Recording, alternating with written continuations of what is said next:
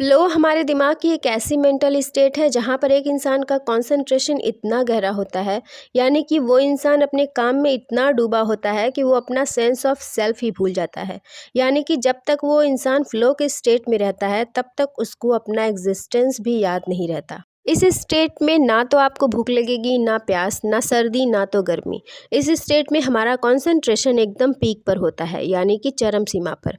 और यहाँ पहुँचने के बाद आप जो भी काम कर रहे होंगे वो काम अपने आप ही होता चला जाएगा। इसीलिए साइकोलॉजिस्ट मिहाय चिक्सिंटमिहाय ने फ्लो को ऑप्टिमल एक्सपीरियंस यानी कि सबसे उच्चतम अनुभव भी कहा है। Hello friends, amazing books club में आपका फिर से स्वागत है। अब तक तो आप समझ ही गए होंगे कि आज हम किस बुक के बारे में बात करने वाले हैं। एग्जैक्टली उस बुक का नाम है फ्लो, जिसके ऑथर हैं मिहाय चिक्सिंटमिहाय। इस बुक में ऑथर ने ऑप्टिमल एक्सपीरियंस के साइकोलॉजी को एक्सप्लोर किया है। ऑथर कहते हैं कि जब हम फ्लो में होते हैं तो हम ज़्यादा productive, creative, happy and flexible होते हैं। तो चलिए इस बुक में बताए गए स्ट्रेटजीज़ को अनलॉक करते हैं और जानते हैं कि कैसे हम फ्लो स्टेट में जा सकते हैं और अपनी लाइफ को ज़्यादा खुशहाल बना सकते हैं। अगर आप इस चैनल पर नए हैं या अभी तक आपने चैनल को सब्सक्राइब नहीं किया है तो प्लीज़ चैनल को सब्सक्राइब कर लीजिए और बेल आइकन को ज़रूर दबाइए ताकि ऐसे ही नॉलेजेबल एंड अमेजिंग बुक्स की समरी आप तक पहुंचती रहे। जैसा कि इसमें कोई शक नहीं है कि हम सभी अपनी लाइफ में बहुत सक्सेस होना चाहते हैं, बहुत कुछ पाना चाहते हैं। और जब हम किसी के अचीवमेंट के बारे में सुनते हैं तो हमारे भी मन से ये आवाज़ आती है कि हमें भी करना है। लेकिन इस डिस्ट्रैक्शन से भरी दुनिया में कोई भी चीज़ अचीव करना आसान नहीं है।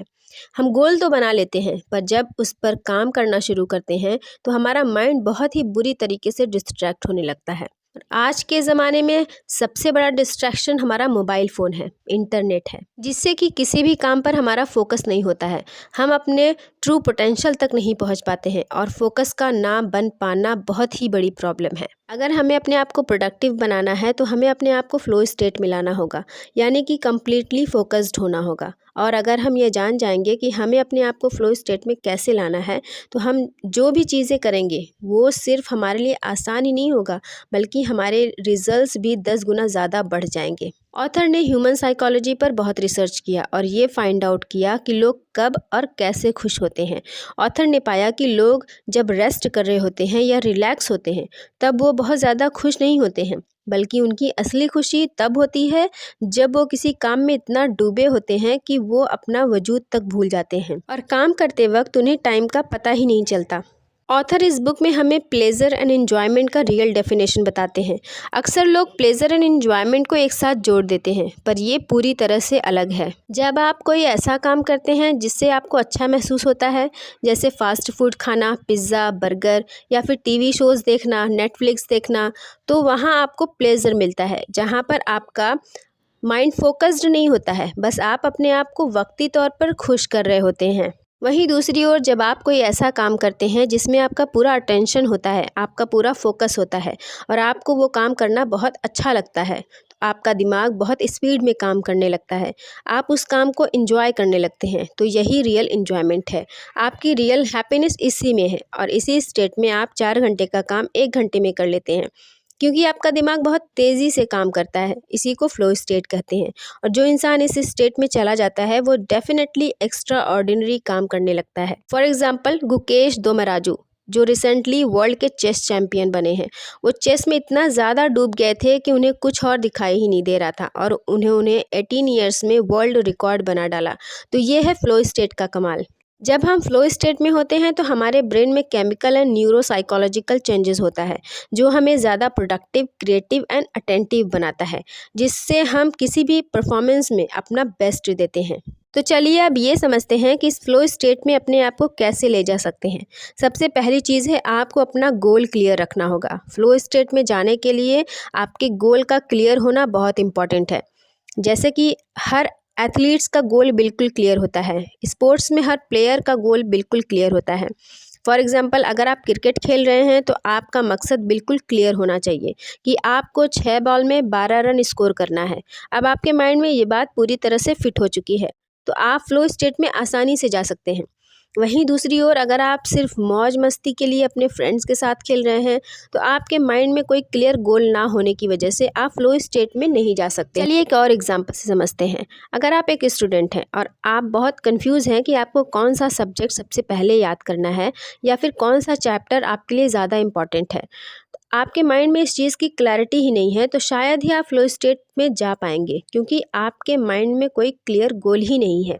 वहीं दूसरी ओर अगर आपका माइंड क्लियर है कि आपको साइंस पढ़ना है और साइंस का सेकंड चैप्टर आपको कंप्लीट करना है, तो आप फ्लो स्टेट में आसानी से जा सकते हैं। तो फ्लो स्टेट को अचीव करने के लिए सबसे पहले अपने माइंड में क्लियर गोल बनाइए। दूसरी चीज़ है 4% रूल। फ्लो स्टेट में जाने के लिए आप 4% रूल अपना सकते हैं, यानी कि आप जो भी काम कर रहे हैं वो काम आपको थोड़ा सा चैलेंजिंग बनाना होगा। फॉर एग्जांपल अगर आप मैथ्स का कोई एक क्वेश्चन 10 मिनट में सॉल्व कर रहे हैं तो आपको अपने आप को चैलेंज देना होगा कि आपको वो क्वेश्चन 9 मिनट में ही सॉल्व करना है। इससे आपका काम 4% और मुश्किल हो जाएगा। इस तरह से आप अपने आप को चैलेंज करके धीरे धीरे फ्लो स्टेट में आसानी से जा सकते हैं।